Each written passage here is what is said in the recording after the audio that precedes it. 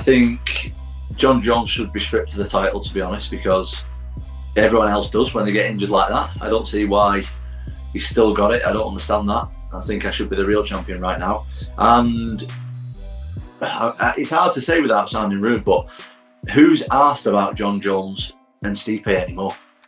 Like, why do we get this legacy fight and they get to live by their own rules? What's a legacy fight? What's a retirement fight for a title? That's not... I want to fight Stipe and then I want to fight Jon Jones, is what I want to do, to answer your question. I think all this other stuff's a load of rubbish. Stop protecting him now.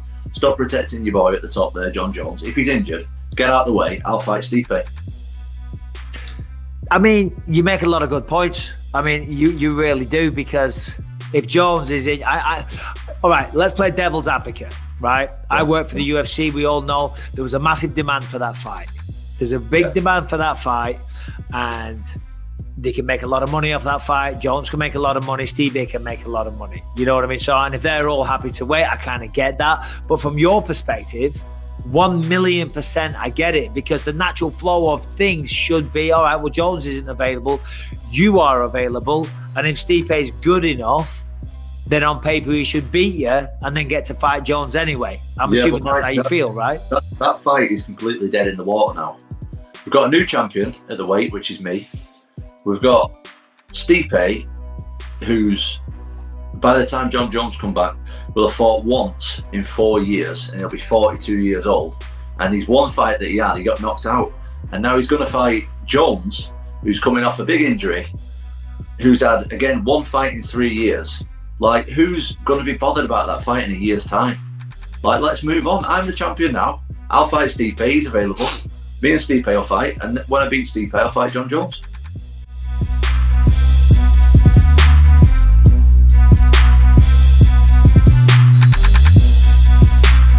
You're still the most called out fighter on the UFC roster, right? Feels like hardly a couple weeks go by when a fighter is not calling out Paddy the Baddy. Why is that? Like, I've got more followers than most people in the UFC. You know what I mean? I was looking at the champions the other day. I've got more followers than most champions. So I can understand why people are calling me out. You know what I mean? I really can. Like, sort of funny one the other day though for Vola. You know what I mean? He was getting into that Catalan twice, and since he mentioned me, and he went, Who is he? I'm the person you've been begging to fight for a year, mate. That's who I am. I saw Dillon Danis even called you out recently a couple days ago. What is going on here? Dillon Danis, man. Dillon Krabbis.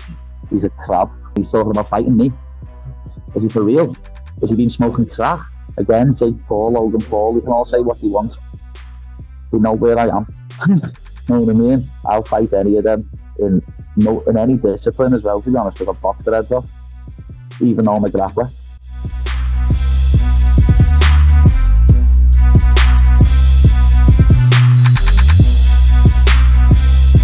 I ain't gonna lie to y'all, man. I'm about to be on some real big body shit. On some bodybuilder shit. Now that USADA about to be gone, it's over with. USADA going, what, December 31st? It's over with. Well, I'm about to be swole as hell on y'all ass. Woo. Motherfucker might move up to 205. See what that like.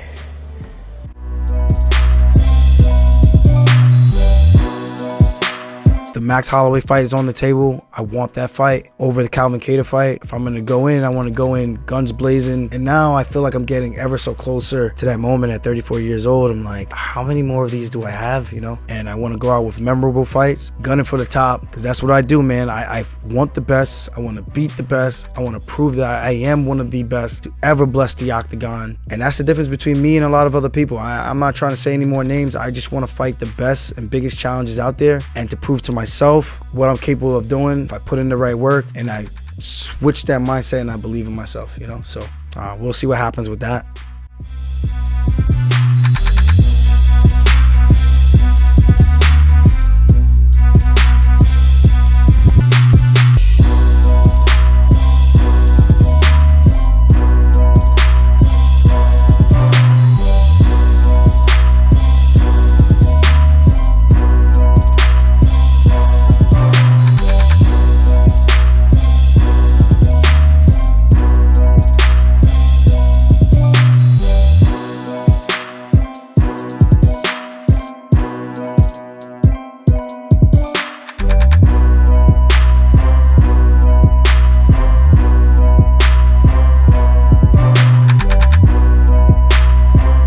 feel about the next fight? Feel good, man. Feel good. It's always gonna be a war. I think Dricus is like so awkward. He's good, where it's like, you know, I'm a million times better than him. I've sparred guys he's fought. I know who he is, but he's so awkward. He's good. It's gonna be a fucking war. He'll be a tougher fight than Chimaev. Chimaev, he doesn't fucking deserve it. We all know that. Like, the only reason why Chimaev gets that shot is because he sells a lot of tickets. That's it. But at the end of the day, man, I'm happy with Dricus. It's gonna be a hell of a fight, and I'm just happy the UFC's doing the right things. He's next in line. He fucking deserves it. They've been doing a lot of f***ery lately with rankings and bullshit. It's just fucking wrong, man. Fucking wrong. We need to go back to like a professional sport where rankings matter, because as of now, rankings mean f*** all shit.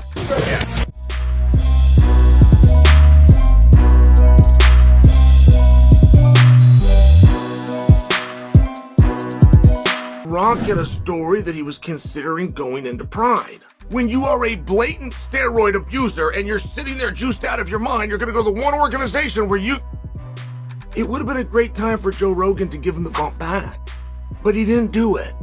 He didn't do it. He sat there like a limp noodle on his own show.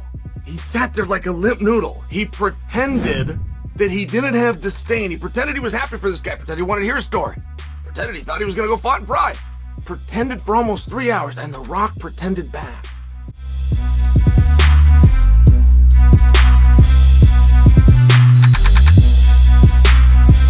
You know the UFC MMA glove? I made those. You made the UFC MMA glove? I gave Dana a prototype, and he said he's gonna make it through Wana gloves. Wana gloves. I remember Wana gloves, and then all of a sudden I got cut out of the deal. Never. I know what it was a hardbinger gloves. Remember the hardbinger gloves you used to hit bags with? So what I did was I cut the thumb out. I cut the top knuckle parts on because they had the knuckles padded. I cut so it's just the top. And I go, this is how you should make the next gloves. He goes, you sure? I go, dude, they are awesome. They got the wrap tight. I got cut out of that deal and they made the right shit. Man, you should have patented that fucking glove. I didn't know I was a kid. I didn't know. I didn't have a clue. What were you wearing before that? When you they didn't have gloves. They didn't wear gloves back then. This is how you should make the next gloves. He goes, you sure? I go, dude, they are awesome. They got the wrap tight. I got cut out of that deal and they made the right shit. Here's the problem with Tito. And Tito's just a really dumb human being. He's not intelligent at all. He's very, very stupid. Okay, let's start there. Google Tito Ortiz talking, okay?